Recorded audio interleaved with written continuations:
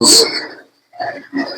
أيها الذين آمنوا اتقوا الله حق تقاته ولا تموتن إلا وأنتم مسلمون يا أيها الناس اتقوا ربكم الذي خلقكم من نفس واحدة وخلق منها زوجها وبث منهما رجالا كثيرا ونساء واتقوا الله الذي تساءلون به والأرحام إن الله كان عليكم رقيبا يا أيها الذين آمنوا اتقوا الله وقولوا قولا سديدا يصلح لكم أعمالكم ويغفر لكم ذنوبكم من يطع الله ورسوله فقد فاز فوزا عظيما أما بعد فإن خير الحديث كتاب الله وخير الهدي هدي محمد صلى الله عليه وسلم وشر الأمور محدثاتها وكل محدثة بدعة وكل بدعة ضلالة وكل ضلالة في النار. قال الله تبارك وتعالى وَلَقَدْ بَعَثْنَا فِي كُلِّ أُمَّةٍ رَسُولًا أَنِ اعْبُدُوا اللَّهَ وَاجْتَنِبُوا الطَّاغُوتَ رَبِّ اشْرَحْ لِي صَدْرِي وَيَسِّرْ لِي أَمْرِي وَاحْلُلْ عُقْدَةً مِّن لِّسَانِي يَفْقَهُوا قَوْلِي رَبِّ زِدْنِی عِلْمًا۔ ہر قسم کی تعریف، حمد و ثنا، کبریائی، بڑائی، برتری اس اللہ رب العالمین اور احکم الحاکمین کے لیے لائق و زیبا ہے جو ہم سب کا خالق، مالک، مربی، پالنہار ہے۔ بادوں کروڑوں درود و سلام نازل ہوں تمام انبیاء کرام پر، خصوصاً آخری پیغمبر رسول معظم سید الانبیاء فاطمہ رضی اللہ عنہ کے پدر، عائشہ رضی اللہ عنہ کے شوہر، سید البشر، ساقی حوض کوثر، شافی میدان محشر، رسول بشر محمد مصطفیٰ صلی اللہ علیہ وآلہ وسلم۔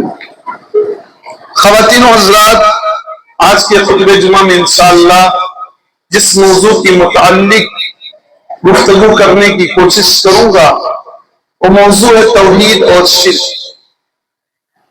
سامعین کرام، توحید کی دولت، ایمان کی دولت، اسلام کی دولت جسے نصیب ہو جائے اس سے زیادہ خوش نصیب انسان کوئی نہیں، کیونکہ جتنے بھی انبیاء دنیا میں آئے ہیں، آدم، نوح، ابراہیم، موسیٰ، عیسیٰ، محمد مصطفیٰ صلی اللہ علیہ وسلم، ان کے علاوہ اور انبیاء، تمام انبیاء کا یہی مشن تھا کہ ایک اللہ سے لوگوں کو جوڑا جائے اور غیر اللہ کی عبادت سے، پرستش سے لوگوں کو روکا جائے۔ اللہ رب العالمین کا ارشاد ہے وَلَقَدْ بَعَثْنَا فِي كُلِّ أُمَّةٍ رَسُولًا، ہم نے ہر امت میں ایک رسول بھیجا، ہم نے ہر امت میں ایک پیغمبر بھیجا۔ اَنِ اعْبُدُوا اللَّهَ، پیغمبر کا کام کیا ہوتا تھا؟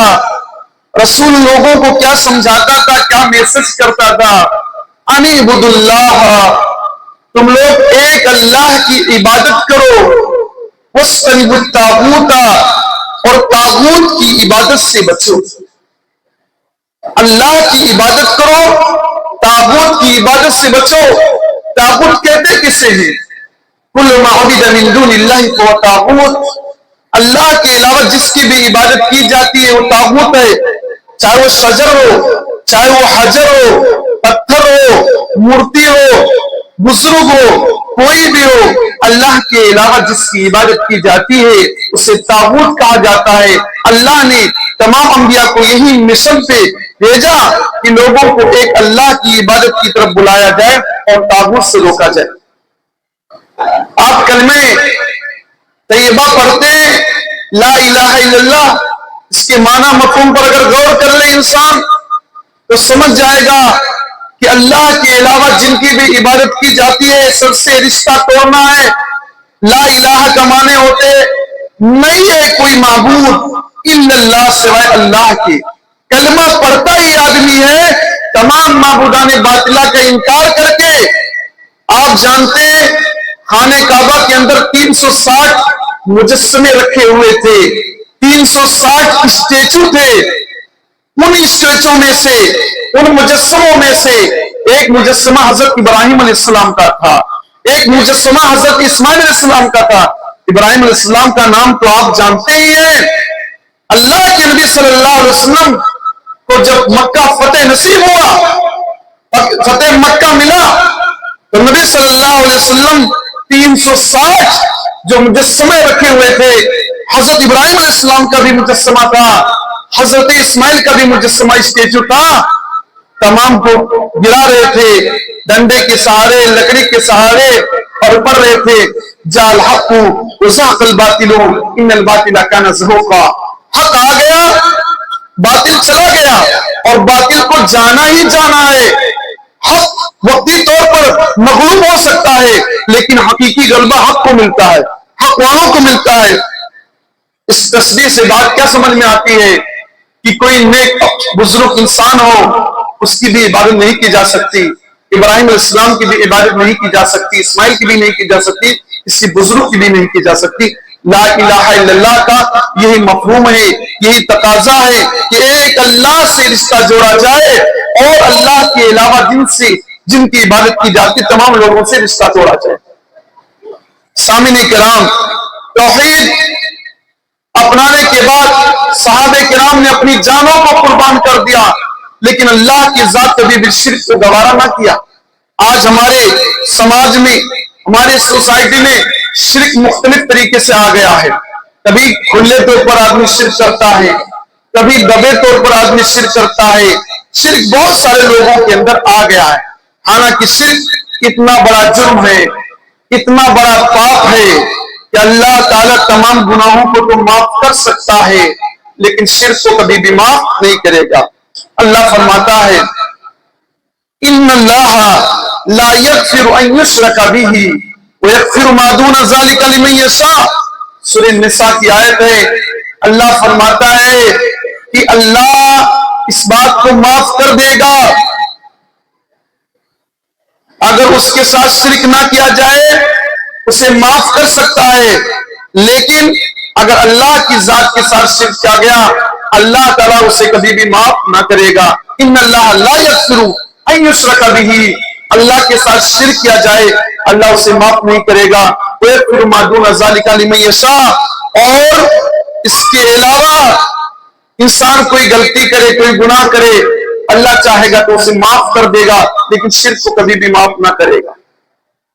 یہ وجہ ہے کہ حضرت لقمان علیہ السلام اپنے بیٹے کو نصیحت کر رہے تھے، یا بنی لا تشرک باللہ، اے میرے بیٹے اللہ کے ساتھ شرک نہ کرنا، ان الشرک لظلم عظیم، یقیناً شرک بہت بڑا پاپ ہے، بہت بڑا جرم ہے۔ ہم اپنے بچوں کو توحید کی عظمت، شرک کی مذمت نہیں بدلاتے۔ حضرت لقمان اپنے چھوٹے بچے کو سمجھا رہے ہیں لا تشرک باللہ، اللہ کے ساتھ شرک نہ کرنا۔ دراصل شرک کہتے کسے ہیں؟ اللہ کی عبادت میں سے عبادت کی بھی کسی بھی قسم کو اللہ کے علاوہ کسی اور کے لیے کیا جائے، یہی شرک ہے۔ نماز پڑھنا ایک عبادت ہے، فصلی لربک وانحر، اللہ کہتا اللہ کے لیے نماز پڑھی، اللہ کے لیے قربانی کیجیے۔ اگر ہم نماز غیر اللہ کے لیے کریں، رکوع ایک عبادت ہے، سجدہ ایک عبادت ہے، ہم رکوع اللہ کے علاوہ کسی اور کے لیے کریں، سجدہ اللہ کے علاوہ کسی اور کے لیے کریں، یہی شرک ہے۔ قربانی ایک عبادت ہے، قربانی اللہ کے نام کو چھوڑ کر غیر اللہ کے نام کی جائے، یہ شرک ہے۔ نذر ماننا ایک عبادت ہے، مائیں بہنیں نذر زیادہ مانتی ہیں کہ میرا یہ کام ہو گیا تو میں اللہ کے راستے میں اتنا خیرات کروں گی۔ اللہ کے نام کی نذر ماننا صحیح ہے، اللہ کے نام کی نذر مانا کسی نے تو اسے پورا بھی کرے، اور اللہ تعالیٰ نے ان مومنوں کی صفت بتلائی ہے یوفون بالنذر، جو مومن نذر کو پورا کرتے ہیں، لیکن جو نذر غیر اللہ کے نام پر مانگا جائے، میرا یہ کام ہو گیا میں فلاں جگہ مرغا ذبح کروں گا، فلاں مزار پہ چڑھاوا چڑھاؤں گا، اگر میرا یہ کام ہو گیا تو وہاں بکرا ذبح کروں گا۔ خود کھانے کے لیے کوئی چیز موجود نہیں ہے، آدمی روٹی بوٹے کے لیے ترس رہا ہے، قربانی کے موقع پر بکرا ذبح نہیں کرتا، لیکن کتنے ایسے مسلمان ہیں غیر اللہ کے نام پر مزاروں پر آستانوں پر جا کر مرغے ذبح کرتے ہیں، بکرے ذبح کرتے ہیں۔ عقیقہ کی نوبت آئے، آدمی عقیقہ نہیں کرنا چاہتا لیکن دوسری جگہوں پر کرتا ہے۔ تو نظر صرف اللہ کے لیے ماننا چاہیے، غیر اللہ کے لیے نظر نہیں مانا جا سکتا۔ شرک کی کئی قسمیں ہیں، ان قسموں کی وضاحت سے پہلے میں آپ لوگوں کے سامنے بتلا دوں، اللہ رب العالمین کو لوگوں نے صحیح طریقے سے جانا نہیں۔ آج لوگ کبھی کبھی سوچنے میں یہ کہنا پڑ سکتا ہے کہ لوگ اللہ سے زیادہ پاورفل دوسروں کو سمجھتے ہیں۔ کوئی مصیبت ہے، لڑکا لڑکی نہیں پیدا ہو رہا، کہیں گے فلاں جگہ جاؤ لڑکا لڑکی ہو جائے۔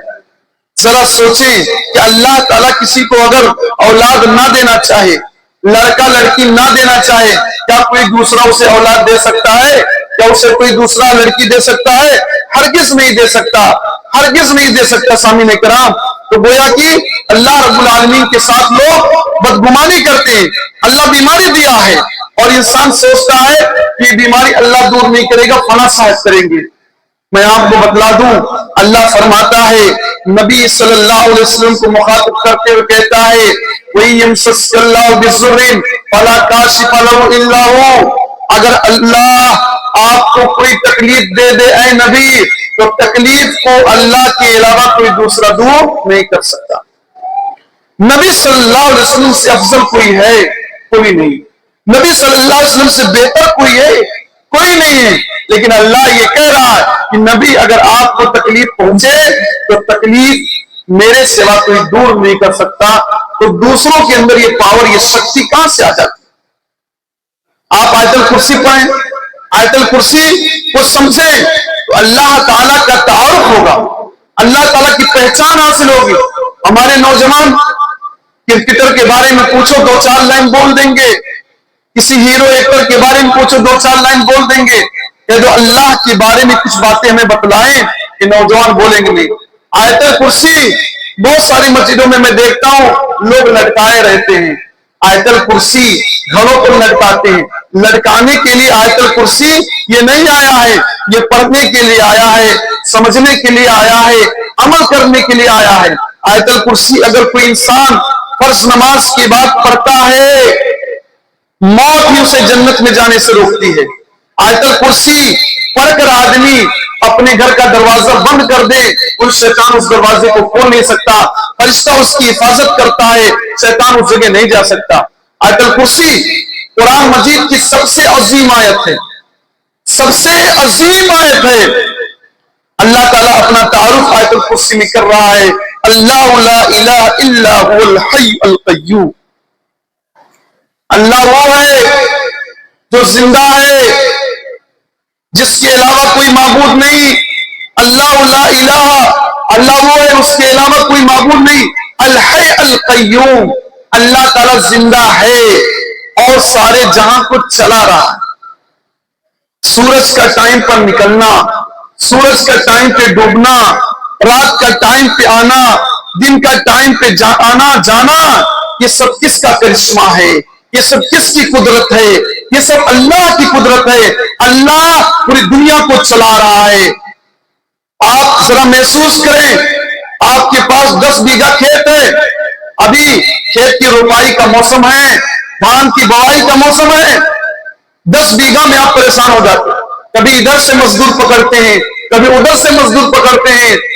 آپ 10 بیگھہ زمین برابر اس کی رکھوالی اور حفاظت نہیں کر پاتے، اپنے ٹائم پہ کام نہیں کر پاتے۔ ذرا سوچیں، اللہ تعالیٰ اتنی بڑی کائنات بہت سے خوبی چلا رہا ہے، اتنے اچھے طریقے سے چلا رہا ہے، اس میں ذرہ برابر گڑبڑی نہیں ہوتی۔ اللہ رب العالمین کے بارے میں جاننا، یہاں پر ایک نقطے کی، ایک پوائنٹ کی طرف میں آپ لوگوں کی توجہ چاہتا ہوں۔ اللہ نے اپنے بارے میں کہا الحی، اللہ وہ ہے جو زندہ ہے۔ پتا کیا چلا؟ جو مر جائے وہ معبود نہیں ہو سکتا، جو مر جائے وہ عبادت کے لائق نہیں ہو سکتا۔ جتنے لوگ اللہ کے علاوہ جن کی عبادت کی جاتی ہے، سب کے سب دنیا سے رخصت ہوئے ہیں۔ ان کو نہلایا آپ نے ہے، کفن پہنایا آپ نے ہے، کندھے پر رکھ کر قبرستان کی طرف آپ لے کر جاتے ہیں، جنازہ آپ پڑھتے ہیں، دعا پڑھتے ہیں ان کے لیے۔ اللہ ان کی مغفرت فرمانا، اللہ ان کے اوپر رحم کرنا، سارا کام آپ کرتے ہیں، اور قبر کے اندر جانے کے بعد ان کے اندر پاور آ جائے، ان کے اندر شکتی آ جائے، یہ کیسے ہو سکتا ہے؟ آپ نے دعا کیا اللہ ان کی مغفرت فرمانا، اللہ ان کے اوپر رحم فرمانا، اللہ انہیں قبر کے عذاب سے بچانا، اللہ انہیں جنت الفردوس میں داخل کرنا، یہ سارا کام آپ نے کیا ہے۔ کفن خریدا آپ نے، قبر کھودا آپ نے، لے جا کر قبر کے اندر دفن آپ نے کیا، قبلہ کی جانب میت کا چہرہ آپ نے کیا، سارا کام آپ نے کیا۔ مرنے کے بعد وہ پاورفل ہو گیا، وہ لوگوں کو زندگیاں دینے لگا، وہ لوگوں کو طاقت دینے لگا، لوگوں کو روزی روٹی دینے لگا۔ یہ کیسے ہوا؟ مرنے کے بعد وہ ہل نہیں سکتا تھا، آپ نے اسے پاک و صاف کیا ہے۔ اللہ تعالیٰ زندہ ہے۔ پتہ کیا چلا؟ جو مر جائے وہ کسی کا معبود نہیں ہو سکتا، جو انتقال فرما جائے وہ کسی کا معبود نہیں ہو سکتا۔ میں آپ کو بتلاؤں، اللہ کے نبی صلی اللہ علیہ وسلم کا جب انتقال ہوا، صحابہ کرام بوکھلا گئے۔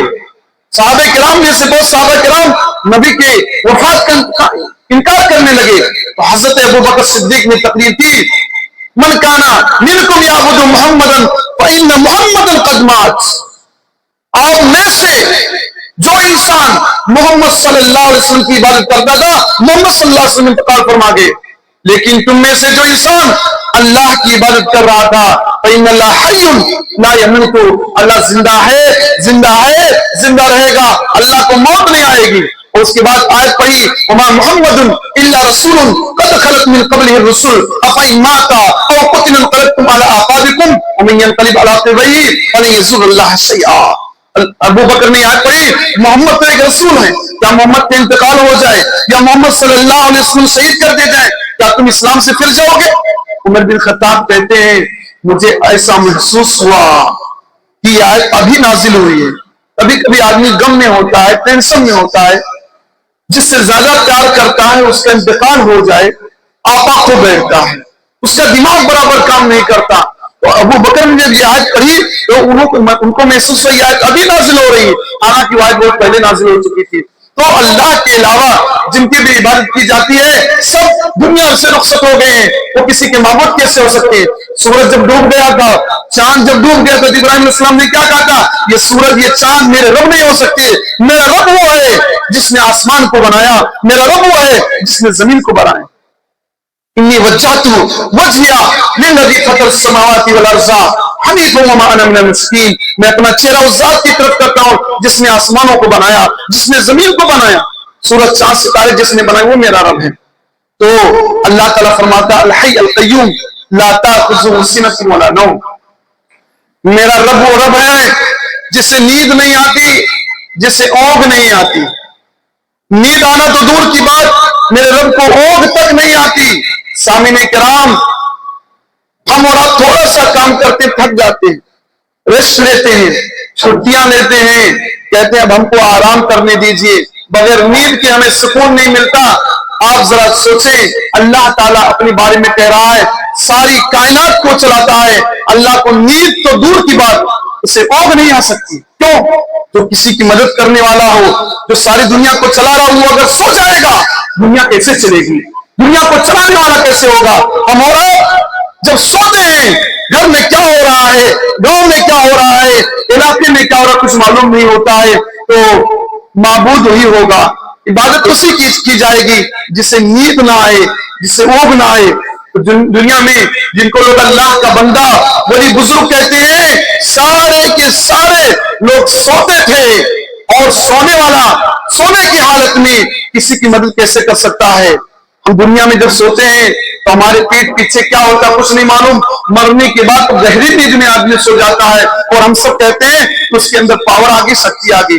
اللہ فرماتا الحی القیوم لا تأخذہ سنۃ ولا نوم لہ ما فی السماوات وما فی الارض، زمین و آسمان کی ساری چیزیں اللہ کی ہیں۔ 10 بیگھہ زمین کے آپ مالک ہیں، ایک بنگلے کے آپ مالک ہیں، آپ کہتے ہیں یہ سب آپ کا ہے۔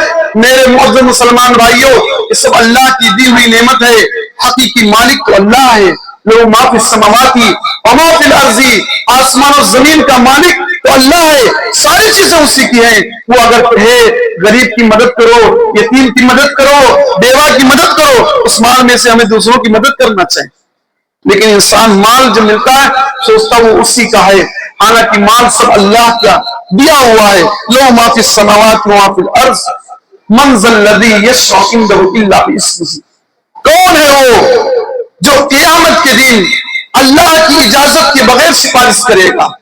دنیا میں ہم اور آپ کہتے ہیں فلاں کا دامن پکڑ کر مچل جائیں گے. یہ سن لیجئے اللہ کی اجازت کے بغیر، اللہ کی پرمیشن کے بغیر کوئی سفارش نہیں کر سکتا. سفارش کن کے لیے کی جائے گی؟ اہل توحید کے لیے کی جائے گی جنہوں نے زندگی میں شرک نہیں کیا ہے. اللہ فرماتا ہے وَلَا يَشْفَعُونَ إِلَّا لِمَنِ ارْتَضَىٰ. اللہ کے یہاں سفارش انہی لوگوں کی جائے گی جن سے اللہ راضی ہوتا ہے، جن سے اللہ خوش ہے، جن سے اللہ راضی ہے. اللہ کیا انہی کی سفارش کی جائے گی. وہی اللہ نے کہا، ہم کہتے ہیں فلاں سفارش کرے گا، فلاں سفارش کرے گا. مَنْ ذَا الَّذِي يَشْفَعُ عِنْدَهُ إِلَّا بِإِذْنِهِ يَعْلَمُ مَا بَيْنَ أَيْدِيهِمْ وَمَا خَلْفَهُمْ. ہم نے جو پہلے کیا ہے اس کو بھی اللہ جانتا ہے، جو کرنے والے اس کو بھی جانتا، جو کریں گے اس کو بھی جانتا ہے. إِنَّهُ عَلِيمٌ بِذَاتِ الصُّدُورِ. ہمارے سینوں میں جو راز ہے اس کو بھی اللہ رب العالمین جانتا ہے. ہم کس نیت سے بیٹھے ہیں، کس نیت سے مارکیٹ میں جاتے ہیں، کس نیت سے روپیہ پیسہ خرچ کرتے ہیں، تمام چیزوں کا علم اللہ رب العالمین کو ہے. لوگوں نے نبی کے بارے میں تصور کر رکھا ہے کہ نبی عالم الغیب ہے. حالانکہ عالم الغیب تو اللہ ہے، نبی عالم الغیب نہیں ہے. نبی کو اتنی ہی چیزوں کی جانکاری تھی جتنی چیزیں اللہ نے نبی کو بتلائی تھی. وَعَلَّمَكَ مَا لَمْ تَكُنْ تَعْلَمْ.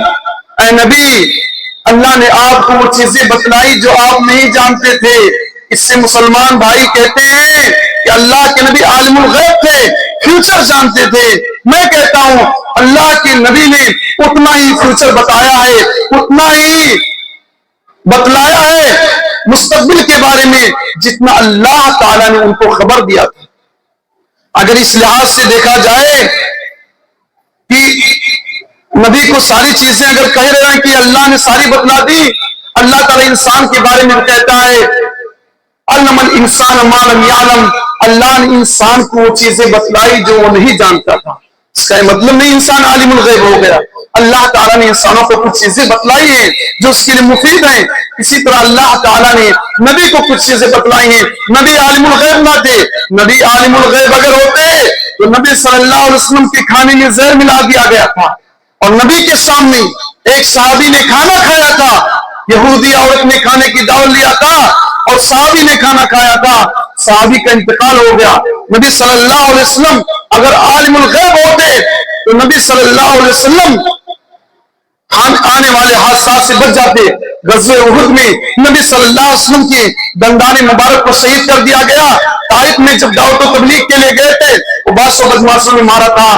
نبی کے جسموں سے خون بہ رہا تھا. ساری کہانیاں، ساری اسٹوری آپ سنتے ہیں. آپ کو اگر معلوم ہو آگے حادثہ ہونے والا ہے، آگے تکلیف ہے، کیا آپ جائیں گے؟ کوئی نہیں جائے گا. آپ نبی کی زندگی کو پڑھیں. نبی صلی اللہ علیہ وسلم بہت سارے ایسے معاملات ہوئے کہ نبی کو پہلے کچھ معلوم نہیں تھا. نبی کچھ ایسے فیصلے کر دیے، کبھی اللہ تعالیٰ ناراض ہوا تو فیصلے پر نظر ثانی کی بات کہی گئی. اللہ تعالیٰ کہتا ہے یعلم ما بین السماوات والارض من ذا الذی یشفع عنده الا باذنہ یعلم ما بین ایدیہم وما خلفہم ولا یحیطون بشیء من علمہ الا بما شاء. اللہ تعالیٰ کے علم کا احاطہ کوئی نہیں کر سکتا. وسع کرسیہ السماوات والارض. اس کی کرسی اتنی بڑی ہے، آسمان و زمین سے بڑی ہے. ولا یؤودہ حفظہما. آسمان و زمین کی نگرانی اللہ کو نہیں تکاتی. وہ العلی العظیم. اللہ تعالیٰ بلند ہے، اللہ تعالیٰ بڑا ہے. اللہ تعالیٰ کا تعارف آپ نے دیکھا، اللہ تعالیٰ اپنے بارے میں بتلا رہا ہے. تو کرسی کا مقام مرتبہ آپ جان لیں تو شرک کے جتنے دروازے ہیں سارے دروازے بند ہو جائیں گے. آج ہمارے یہاں شرک بہت طرح سے آ گیا. قبر کو سجدہ لوگ کرتے ہیں. میں آپ لوگوں کے سامنے ایک مثال بتلا دوں. اللہ فرماتا ہے یا ایھا الناس ضرب مثل. اے لوگوں ایک مثال بیان کی جا رہی، سنیے. فاستمعوا، غور سے سنیے. ان الذین تدعون من دون اللہ. اللہ کے علاوہ جن کو تم پکارتے ہو لن یخلقوا ذبابا. وہ ایک مکھی بھی پیدا نہیں کر سکتے. اللہ کے علاوہ جن کو تم پکارتے ہو، جن کو سمجھتے ہو یہ لڑکا دے گا، لڑکا تو ایک بڑی چیز ہے، لڑکی دے گا بڑی چیز ہے. اللہ فرماتا ہے یہ مکھی پیدا نہیں کر سکتے. مکھی جو آپ کے ہمارے گھروں میں چلتی ہے, اڑتی ہے, چھوٹی سی چیز ہے, اس کو بھی پیدا نہیں کر سکتے. آپ کہتے ہو گے فلاں کے یہاں پاور کم ہے اس لیے وہ پیدا نہیں کر پائے گا, فلاں کے یہاں شکتی زیادہ ہے, فلاں کے یہاں پاور زیادہ, وہ پیدا کر دے گا. اللہ فرماتا ہے وَلَوِ اسْتَمَعُوا لَهُ, پوری دنیا کے معبودان باطلہ اکٹھا ہو جائیں تو ایک مکھی بھی پیدا نہیں کر سکتے. ایک کی بات نہیں ہو رہی ہے, دو کی بات نہیں ہو رہی ہے, پوری دنیا کے معبودان باطلہ مل جائیں تو ایک مکھی بھی پیدا نہیں کر سکتے. مکھی پیدا کرنا تو دور کی بات, نہیں يَسْلُبْهُمُ الذُّبَابُ شَيْئًا, اگر مکھی کوئی چیز چھین کر لے کر بھاگ جائے, لا يَسْتَنْقِذُهُ مِنْهُ, اس سے اس کو چھین نہیں سکتے. آپ کے گھر کے پاس کوئی گھر بنا رہا ہے, ایک اینٹا آپ کے گھر کی طرف بڑھ رہا ہے, آپ اسے بنانے نہیں دیں گے, خود حل نہیں کر سکیں گے, کورٹ کچہری کا رخ کریں گے. ایک بچہ موبائل لیے رہتا ہے, موبائل اس سے چھینو تو رونے لگتا ہے. آپ ذرا سوچیں, جن کے نام پر آپ نے چڑھاوا چڑھایا ہے, جن کے نام پر مٹھائیاں آپ نے چڑھائی ہیں, جن کے نام پر پھول آپ نے چڑھائے ہیں, مکھی لے کر بھاگ رہی ہے. اللہ فرماتا اتنے بے بس ہیں کہ مکھی جو چیز لے کر جا رہی اس کو بھی چھین نہیں سکتے. آپ کہتے ہو پاور ہے, آپ کہتے ہو شکتی ہے, لڑکا نہیں ہو رہا فلاں جگہ چلے جاؤ, لڑکی نہیں ہو رہی فلاں جگہ چلے جاؤ, کاروبار نہیں ہو رہا تعویذ لٹکا لو. ذرا سوچو, اللہ فرماتا ایک نہیں پوری دنیا کے لوگ مل کر ایک مکھی پیدا نہیں کر سکتے تو لڑکا لڑکی کیسے پیدا کریں گے, اولاد کیسے کسی کو دیں گے؟ پاس کی چیز چھین کر لے کر جائے اسے واپس نہیں لے سکتے. لا يستنقذون منه, اللہ فرماتا ہے ضعف الطالب والمطلوب, پکارنے والا بھی کمزور ہے, جس کو پکارا جا رہا وہی کمزور ہے. علامہ حالی نے ایسے لوگوں کا رونا رویا ہے, کرے غیر گر بت کی پوجا تو کافر, کرے غیر گر بت کی پوجا تو کافر, جو ٹھہرائے بیٹا خدا کا تو کافر. غیر اگر بت کی پوجا کرے, مورتی کی پوجا کرے, آپ کہتے ہو کافر ہے کافر. کوئی اللہ کا خدا کسی کے اندر اللہ کا بیٹا مانگے تو کہتے کافر. عیسائی کہتے ہیں عیسیٰ علیہ السلام اللہ کے بیٹے, آپ کہتے ہو کافر ہے, کافر ہے.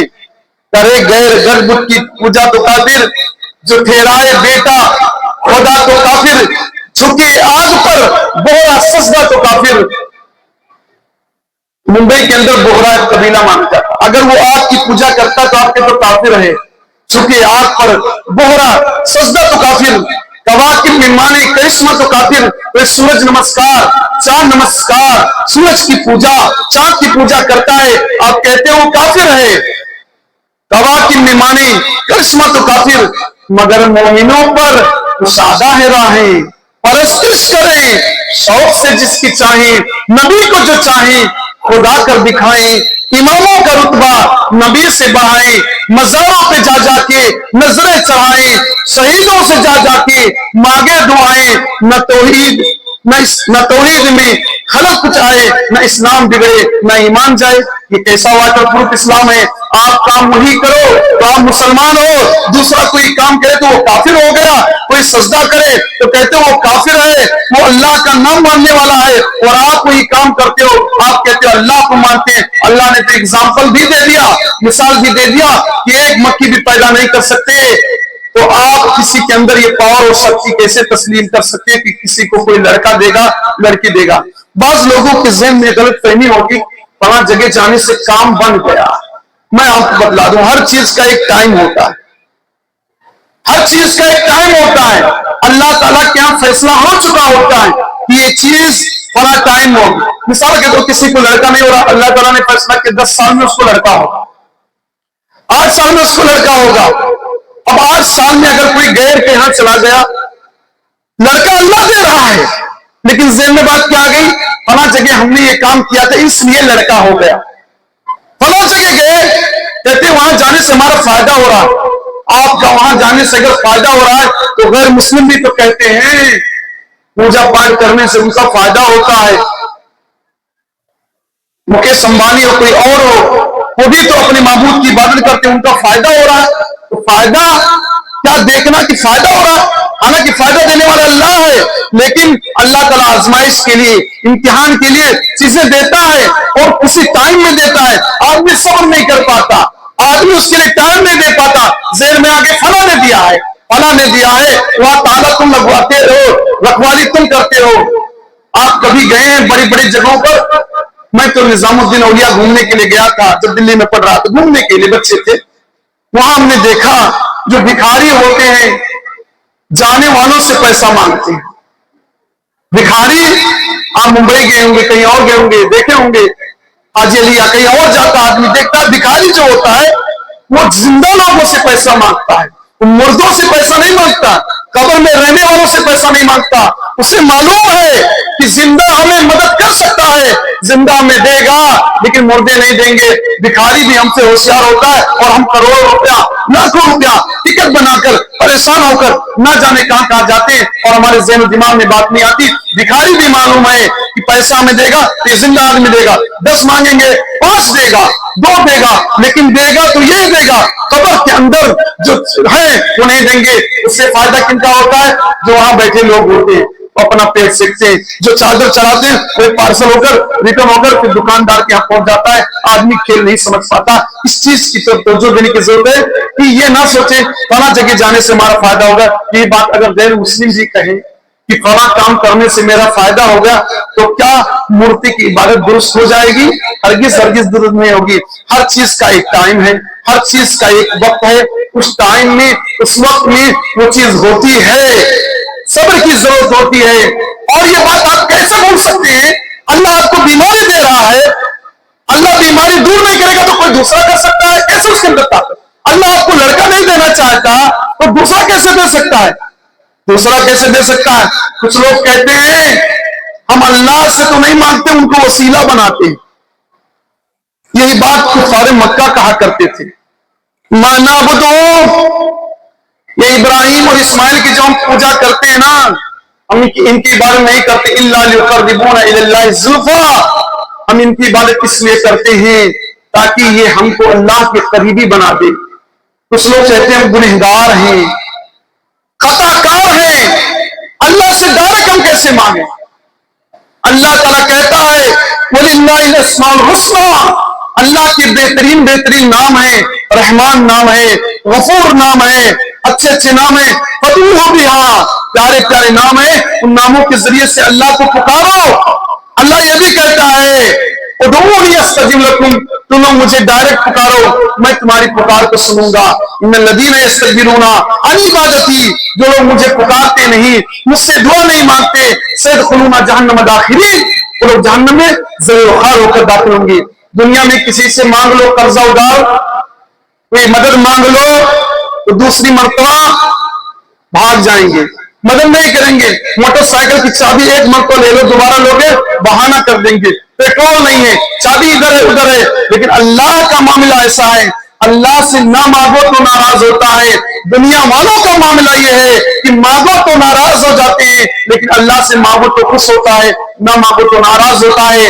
ڈائریکٹ اللہ سے مانگنا چاہیے۔ کچھ لوگ کہتے ہیں اللہ تو دور ہے، مذہب مسلمان بھائی اللہ دور نہیں، اللہ سورہ قاف میں فرماتا ہے وَنَحْنُ أَقْرَبُ إِلَيْهِ مِنْ حَبْلِ الْوَرِيدِ، ہم انسان کے شہ رگ سے بھی زیادہ قریب ہے۔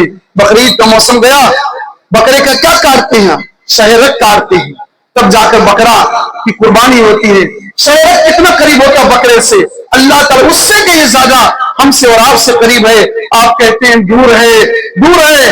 لوگ کہتے ہیں کہ جس طرح بادشاہوں کے پاس جانے کے لیے وزیر کی ضرورت پڑتی ہے، پی ایم کے پاس جانے کے لیے ایم پی کی ضرورت پڑتی ہے، میں کہتا ہوں اے لوگوں، دنیا کو اللہ پر قیاس نہ کرو، لیس کمثلہ شیء وہو السمیع البصیر، اللہ کی مانند کوئی چیز نہیں ہے۔ یہ مسجد بنایا ہے آپ نے، بغیر پیلر اور دیوار کے کھڑی کر دو تو جان۔ اللہ تعالیٰ نے اتنا بڑا آسمان بنایا ہے، یہاں رہو، ممبئی رہو، سعودیہ رہو، دبئی رہو، قطر رہو، ہر جگہ یہ آسمان موجود ہے۔ ایک بھی شگاف نہیں، ایک بھی سوراخ نہیں، بغیر پیلر اور ستون کے ہے۔ چھت بنانے کی بغیر سکون کی تمہاری اوقات نہیں ہے، اور تم اللہ کو دنیا پر قیاس کرتے ہو، دنیا والوں کو اللہ پر قیاس کرتے ہو. کہتے ہو بادشاہ اور پی ایم کے پاس جانے کے لیے سانسد کا وسیلہ ہوتا ہے، اللہ کے پاس جانے کے لیے وسیلہ ہوتا ہے. محترم مسلمان بھائی، وسیلہ اس سے ہوگا جو دور ہوگا، لیکن جو قریب ہے وہ معکم، وہ تمہارے ساتھ ہے. اینما کنتم، تم جہاں کہیں ہو. علم کے اعتبار سے، جسم کے اعتبار سے اللہ ساتویں آسمان کے اوپر ہے. الرحمن علی العرش استوی، رحمان عرش پر مستوی ہے. لیکن علم کے اعتبار سے، نالج کے اعتبار سے، جانکاری کے اعتبار سے وہ ہمارے ساتھ ہے. ہمارے دل میں جو راز ہے اس کو بھی جانتا ہے. ہم یہاں کیا کر رہے ہیں بادشاہ کو معلوم ہے کیا؟ کس گاؤں میں ہم تقریر کر رہے ہیں بادشاہ کو معلوم نہیں معلوم، لیکن اللہ کو یہ چیز معلوم ہے. کہاں کون تقریر کر رہا ہے، کون تقریر سن رہا ہے، کون سو رہا ہے، کون جاگ رہا ہے، کون جمعہ میں سونے کے لیے آتا ہے، کون جاگنے کے لیے آتا ہے. یہ ہمیں اور آپ کو نہ معلوم ہو، لیکن یہ چیز اللہ کو معلوم ہوتی ہے. دنیا والوں کو اللہ پر قیاس نہیں کیا جا سکتا. اللہ اچھا چھت پہ چڑھنے کے لیے سیڑھے کی ضرورت ہے، لیکن بیڈ اور چارپائی پر چڑھنے کے لیے سیڑھے کی ضرورت ہے. بیڈ پر چڑھنے کے لیے، چارپائی پہ چڑھنے کی سیڑھی لگاتے نہیں لگاتے؟ کیوں نہیں لگاتے؟ کہتے یہ چیز قریب ہے. اللہ بھی قریب ہے. اللہ تو کہتا ادعونی، تم لوگ مجھے پکارو، استجب لکم، میں تمہاری پکار کا جواب دوں گا، سنوں گا. مانگو تو صحیح، پکارو تو صحیح. اللہ تعالیٰ ہر رات کے آخری حصے میں آسمانی دنیا پر اترتا ہے، کہتا کون ہے جو مجھ سے مانگے میں اس کے جواب دوں، کون ہے جو مجھ سے سوال کرے اس کے سوال کا جواب دوں. یہ اللہ تعالیٰ ہے، اور اللہ تعالیٰ کو ہم دنیا پر قیاس کرتے ہیں. یہ چیزیں غور کرنے کے لائق ہیں. اللہ رب العالمین سے دعا العالمین کہنے سننے سے زیادہ ہم تمام مسلمان بھائیوں کو عمل کرنے کی توفیق دے. العالمین ہمارے ذہن و دماغ میں توحید کی عظمت بتا دے اور شرک کی مذمت ہمارے ذہن و دماغ میں بتا دے. جب تک ہم کو اس دنیا میں زندہ رکھ، اسلام پر زندہ رکھ، اور جو ہمارا خاتمہ کر ایمان پر کر. آمین. وآخر دعوانا الحمدللہ.